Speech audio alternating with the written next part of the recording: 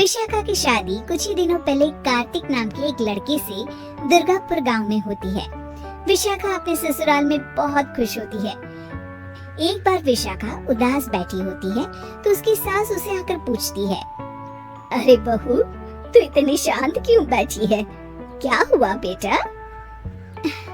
कुछ नहीं माँ जी, घर की याद आ रही थी। एक काम करना बेटा, अपनी छोटी बहन को बुला ले, तेरा मन भी लग जाएगा है? विशाखा ये सुनकर खुश हो जाती है और अपनी बहन शिखा को फोन करके बुला लेती है। शिखा विशाखा के ससुराल आ जाती है। टी, कैसी हो आप? अरे आ गई तू, मैं तो एकदम ठीक हो गई। शिखा पूरे परिवार से मिलती है। नमस्ते जीजू, कैसे हो आप? अरे बढ़िया बढ़िया, तुम बताओ? अरे कुछ नहीं जीजू। अरे आपकी शर्ट पर कॉकरोच! कहाँ है? सॉरी जीजा जी।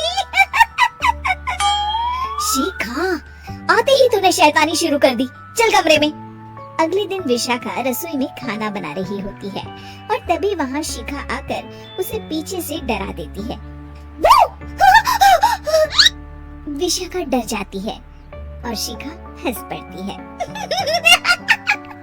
तू पागल है क्या शिखा? अभी मेरे हाथ से सब्जी गिर जाती ना।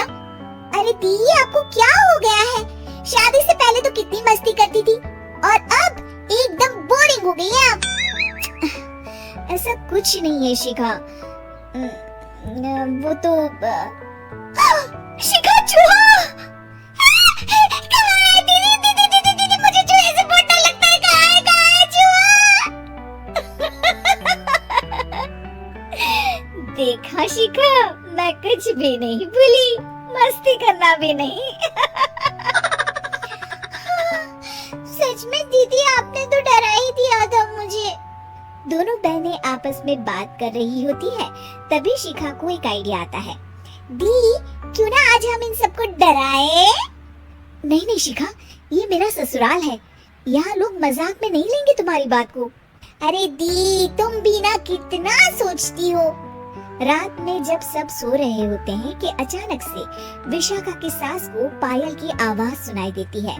वो आंगन में आकर देखती है तो आवाज आना बंद हो जाती है। अरे कौन है इतनी रात को? वो जैसे ही मुड़ती है तो देखती है कि सफेद साड़ी में एक औरत घूम रही है। वो डर जाती है और भागकर अपने कमरे में चली जाती है। वो औरत और कोई नहीं पर शिखा होती है।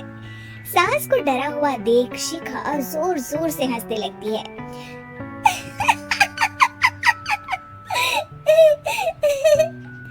अगले दिन शिखा ये बात विशाखा को बताती है।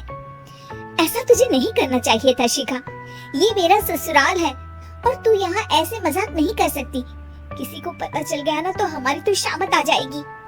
अरे कुछ नहीं होगा दी, मैं तो सोच रही हूँ कि आज अच्छे से मेकअप भी कर लो तो और ज्यादा मजा आएगा। शिखा वहाँ से चली जाती है और विशाखा की सास ये सब सुन लेती है। ओह, तो ये सब शिखा का करा धरा है। रात में जब पूरा घर सो रहा होता है तो शिखा फिर से मेकअप करके आती है और पायल की आवाज फोन से बजाकर टहल रही होती है घर में। तभी उसके ससुर आ जाते हैं। शिखा जैसे ही उनको डराती है वो अचानक से गिर पड़ते हैं और बेहोश हो जाते हैं। शिखा ये देखकर डर जाती है। अरे अंकल जी, क्या हो गया आपको? दी, जीजू, जल्दी आओ। अंकल जी उठिए ना। सारे घर वाले वहाँ आ जाते हैं। अरे पापा, क्या हो गया आपको? क्या हुआ शिखा, ये बेहोश कैसे हो गए? अरे तूने डराया क्या इन्हें ये चुड़ैल जैसा मेकअप करके? हैं? आंटी जी, मैं तो बस मजाक कर रही थी, मुझे नहीं पता था कि अंकल इतना ज्यादा शॉक्ड हो जाएंगे।